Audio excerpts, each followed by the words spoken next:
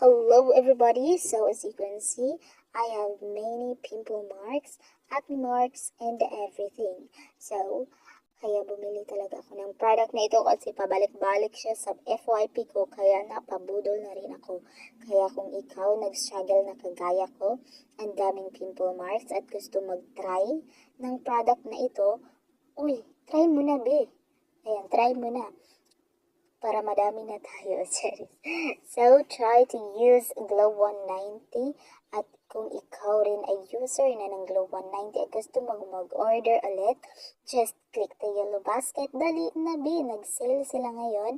Kaya, wag ka nang dalawang isip na mag-order. Just click the yellow basket. Go na, go, go, go, go, go!